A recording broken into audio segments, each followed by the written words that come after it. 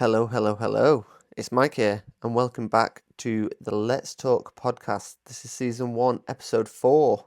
Today I'm going to talk to you about why using your body weight as a metric of success isn't always the best use of your time or effort. I think we can all agree that when it comes to health and fitness, tracking your progress is essential. After all, what gets tracked gets improved. But many people instinctively turn to the scales as their primary tool for measuring any kind of success. While monitoring your body weight can provide some insights to overall trends, relying on it as the main indicator for progress can be a bit misleading, discouraging, and even quite counterproductive. The truth is, your body weight fluctuates for numerous reasons, many of which have nothing to do with any kind of fat loss or muscle gain.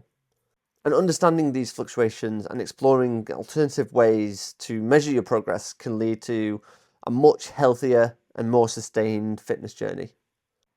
But why is body weight so unreliable? Well, one of the biggest reasons why body weight is an unreliable metric is that it fluctuates daily due to various reasons, such as how many carbohydrates you've consumed that day.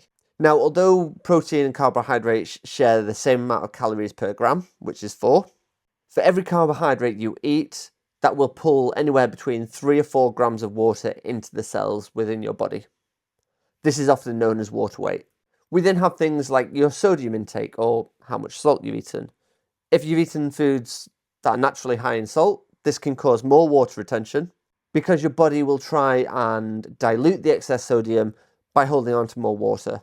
Your body weight can also fluctuate due to hydration levels, stress, what time of the day it is, how much you've eaten that day, and how many times you've been to the toilet. Ladies, it's no secret that your body weight will fluctuate depending on where you are in your cycle. For example, week 1 of your cycle, your body weight can spike as much as 2.5 kilograms. Again, due to water retention, bloating, and hormone fluctuations. Obviously, this is subjective to the person, and not every female will experience this spike. I'll go into a little more detail around this a little bit later. We've also got something that I learned quite recently as well. I'm always learning. And that's your body weight can spike due to inflammation within the body after a tough workout. Now, I do need to look into this a little bit more, so leave that one with me, and maybe we'll cover that in another podcast. But as you can see, there's so many factors that can be responsible for your body weight fluctuating. All this without even bringing in the thought of the amount of body fat you may or may not be carrying. And so it's understandable for someone to become frustrated if they're using the number on the scale as their only metric for success. A person can wake up in the morning feeling really lean, but then weigh more than they did the day before. Again, leading to unnecessary frustrations if they solely rely on the scale. Another major flaw in using your body weight to measure any kind of progress is that it doesn't differentiate between fat and muscle. When we start on a fitness journey, especially one that includes strength training, it's common for individuals to gain muscle whilst losing fat. And while we're here, no, muscle does not weigh more than fat. You may have heard that. A kilogram of muscle weighs exactly the same as a kilogram of fat. It's just that muscle is denser than fat, and so likely won't take up as much room on your body. But again, the scale doesn't reflect fat loss or muscle gain. So there's no clear view of how, when, or if we're actually making any changes to our overall body composition. Now, for the ladies out there, we also need to factor in your menstrual cycle. For women, hormonal fluctuations throughout the menstrual cycle can significantly impact your body weight. Many experience increased water retention, bloating, and temporary weight gain in the days leading up to and during week 1 of your period. This is completely natural.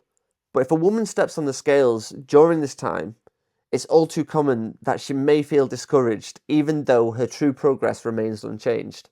Additionally, excessive focus on your body weight can contribute to stress and anxiety around natural bodily changes, detracting away from your overall well-being. I think it's important to note here that with my female clients, I get them to record their body weight a minimum twice a week throughout the month. From here, we can look back and compare their weight fluctuations over a typical 28-day menstrual cycle, comparing week 1 to week 1, week 2 to week 2, and so on. But bear in mind, the cycle of some women can be up to 35 days. So just remember, record the data accordingly. We also need to look at digestion and food intake. The timing of your meals, the types of meals you're eating, your digestion, your bowel movements, these can all influence daily weight fluctuations. Eating a meal with high fiber content, for example, can lead to temporary weight gain due to the increased food volume in your digestive system, i.e., how much space has been taken up in your stomach. This doesn't mean that fat has been gained, yet many people misinterpret these changes as setbacks. While we're talking about body weight as well, I'd like to touch on slimming clubs, such as Weight Watchers, Slimming World, etc. If you know me, you'll know I generally feel a certain kind of way about these sorts of clubs, mainly because it falls to us personal trainers to repair the damage these toxic clubs create around people's understanding and their relationship to body weight. I'm going to go off on a tangent for a second. I had a client once who joined a slimming club in her early 20s, and after doing her first weigh-in in front of the whole group, the person leading the group said these words, "Wow, I bet you're glad you started coming today, aren't you?" Now, of course, this is one of probably 100 occurrences that might happen, but this interaction stayed with my client until her late 30s. And so many slimming clubs claim to offer support and community, but they often rely on outdated, restrictive dieting methods that reinforce negative relationships to their body weight. They even create their own language, using words such as sins. Now, this just paints a negative connotation around different types of food groups, and then the "I can't eat this" mindset comes into play. These clubs frequently use weekly weigh-ins as a primary measure for success, and these can lead to feelings of shame and discouragement or even judgment when your natural fluctuations occur. Instead, these clubs should be promoting long-term education around health and fitness and nutrition, and creating an environment that thrives on success, not one that's defined by how low the number is on the scales. And of course, slimming clubs, they have their own financial model. They have to make money. I get that. But I hate the way that they thrive on capitalizing on people's insecurities and miseducation around their body weight, when at the end of the day, a person's body weight is just their relationship to Earth through gravity. These clubs use membership fees, branded food products, and special diet plans to keep individuals locked in of a cycle of dependency rather than empowering them with correct knowledge around fitness and nutrition. They make people feel like they've failed when they've gained weight, or maybe they've not even lost weight that week. These programs are designed to make sure people keep coming back, just like dangling a carrot in front of a donkey's nose. They ultimately prioritize profit margins over the well-being of their members. So we've looked at why the number on the scale isn't the best metric for success. But how do we measure our progress to make sure that we're moving in the right direction and we're not falling behind in our goals? Instead of solely relying on the scale, I've got a few methods here that I'd like you to consider.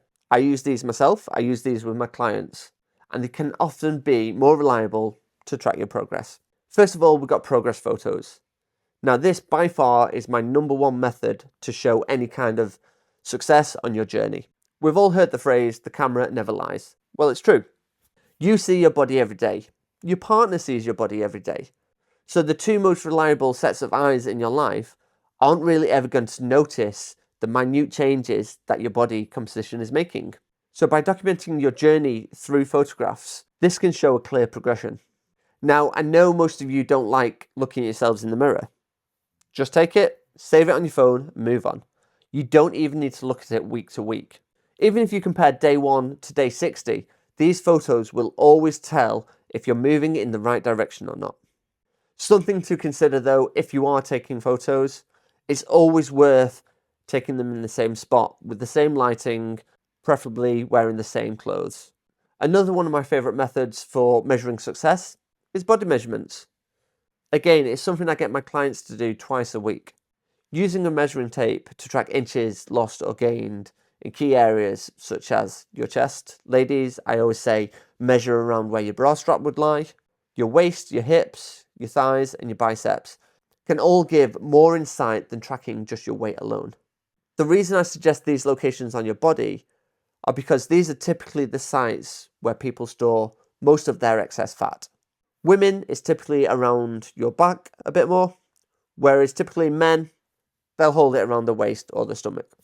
And this can be a really useful tool to improve your relationship with your body weight, because many people experience significant reductions of inches without drastic change to their body weight.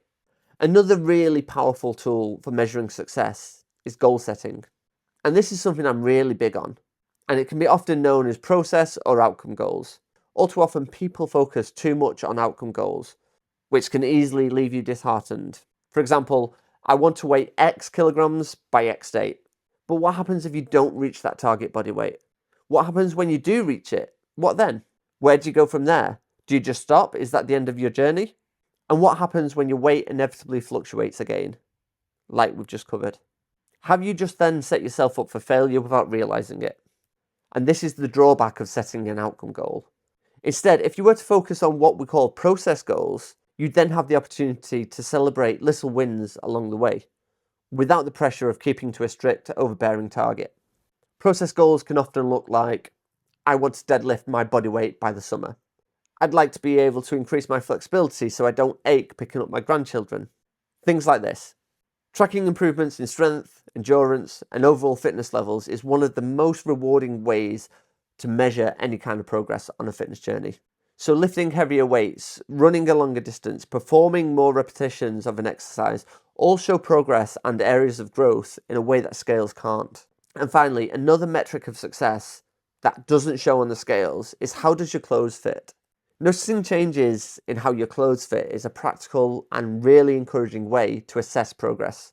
So many of our clients love finding that their jeans are fitting a bit better, or their shirt isn't gaping at the front, or that dress that they've had in the wardrobe for months finally feels good on. Again, the scales may not have moved much, but having your clothes fit a little bit better tells a much clearer story than where the needle points to. So to wrap up, while tracking your weight can provide a general overview of progress, it's far from the most reliable metric. Weight fluctuates daily due to hydration, digestion, hormonal cycles, the changes in muscle mass, making it a really inconsistent tool and sometimes quite misleading. Instead of fixating on the number on the scales, try incorporating multiple forms of progress tracking, such as body measurements, progress photos, strength improvements, and how your overall well-being is. Even something as small as walking up the stairs without getting out of breath, that can show progress. This will provide a more accurate and encouraging picture of your success and will be much better for your mindset. By shifting your focus away from your body weight alone, it allows you to build a healthier mindset and habits to lead you down a more sustainable fitness journey. If you've got any questions or thoughts on what we've talked about today, I'd love to read them in the comments, or feel free to message me on Instagram. It's MikeMatthews.PT, or you could even drop us an email, which is hello@coachbymatthews.com. We do always love hearing the feedback that we get, whether it's good or not so good. I'll leave all the details for that in the show notes below. And remember guys, like, subscribe and share to your socials because it means so much more than you know. Thanks for listening guys. Don't be scared to reach out. We'll catch you on the next episode.